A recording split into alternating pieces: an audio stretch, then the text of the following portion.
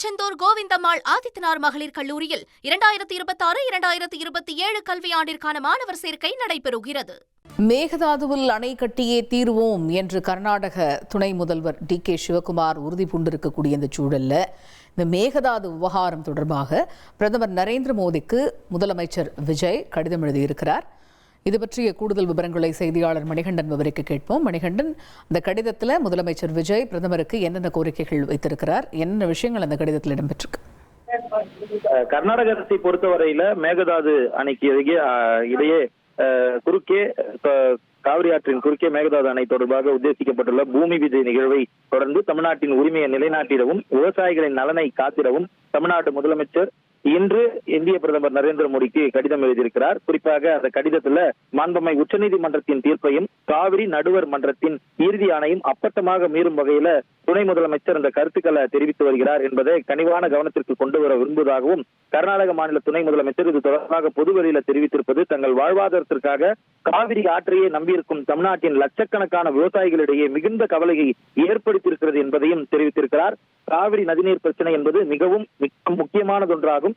இப்பிரச்சனைக்கு சுமார் 30 ஆண்டுகளுக்கு மேலாக நீண்ட நெடிய சட்ட போராட்டத்திற்கு பின்னரே தீர்வு காணப்பட்டது என்பதையும் இந்திய பிரதமர் அவர்கள் அறிந்ததே என்றும் 16/2/2018 அன்று மாண்புமை உச்சநீதிமன்றம் வழங்கிய தீர்ப்பு தற்போது அமல்படுத்தப்பட்டு வருகிறது.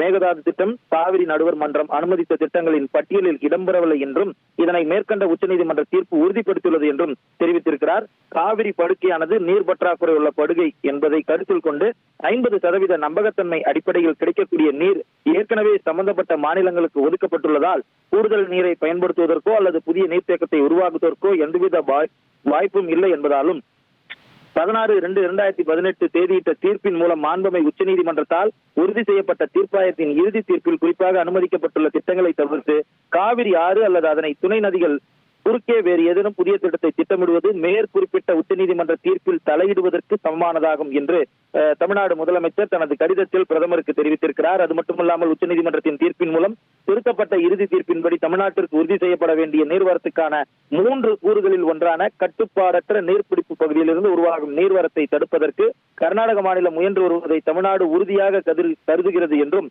கர்நாடக தமிழ்நாடு எல்லையின் மிக அருகிலேயே 67.16 TMC கொள்ளளவு கொண்ட ஒரு புதிய மேகதாது திட்டத்தை முன்மொழிவதன் மூலம் கர்நாடக மாநிலம் முயற்சி மேற்கொள்வதாக தமிழ்நாடு கருதுகிறது.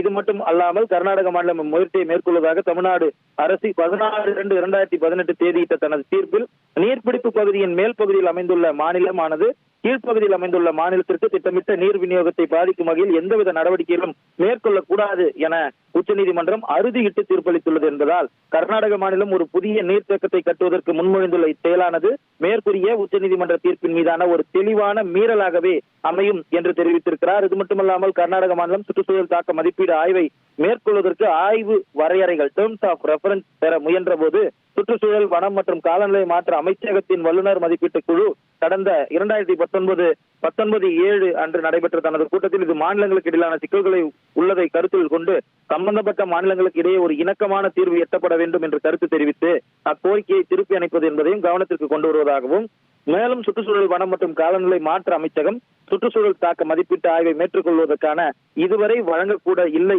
என்பதையும் கவனத்தில் கொள்ள வேண்டும் என்றும் மேகதாது திட்டப்பணிகளை முன்னெடுத்துச் செல்ல கர்நாடக மாநிலம் மேற்கொள்ளும் முயற்சி உச்சநீதிமன்றத்தின் தீர்ப்பை மட்டுமல்லாமல் நடைமுறையில் உள்ள சுற்றுச்சூழல் சட்டங்களையும் அப்பட்டமாக மீறும் செயல் என்று தனது கடிதத்தில் தமிழ்நாடு முதலமைச்சர் குறிப்பிட்டிருக்கிறார்.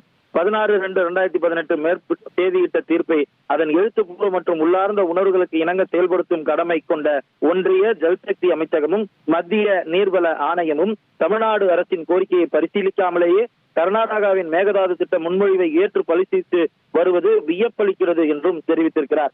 இச்சூழல்ல மேகதாது திட்ட முன்மொழிவின் விரிவான திட்ட அறிக்கை கடந்த 5/2/2007 தேதியிட்ட காவிரி நடுவர் மன்றத்தின் இறுதி ஆணைக்கும் கடந்த 2018 ஆண்டு தேதியிட்ட உச்சநீதிமன்றத்தின் தீர்ப்புக்கும் முரணாக அமைந்திருப்பதால் அத்திட்ட அறிக்கையை நிராகரிக்குமாறு ஒன்றிய ஜல்சக்தி அமைச்சகம் மற்றும் மத்திய நீர்வள ஆணையம் ஆகியவற்றில் தொடர்புடைய அலுவலர்களுக்கு அறிவுறுத்துமாறு கேட்டுக் கொள்வதாகவும் படுகையில் அமைந்துள்ள பிற மாநிலங்களில் ஒப்புதல் பெறாமல் எந்த ஒரு திட்டத்தையும் மேற்கொள்ளக்கூடாது என்று உச்சநீதிமன்றத்தின் தீர்ப்பை எவ்வகையிலும் மீறக்கூடாது என்று கர்நாடக அரசுக்கு அறிவுறுத்துமாறு இந்திய பிரதமருக்கு தமிழ்நாடு முதலமைச்சர் கேட்டுக் கொண்டிருக்கிறார்.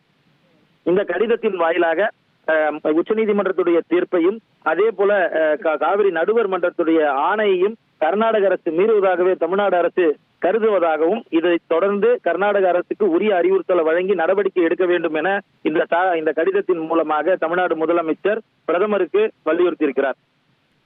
விரிவான விவரங்களுக்கு நன்றி மணிகண்டன். திருச்செந்தூர் கோவிந்தம்மாள் ஆதித்தனார் மகளிர் கல்லூரியில் 2026-2027 கல்வியாண்டிற்கான மாணவர் சேர்க்கை நடைபெறுகிறது.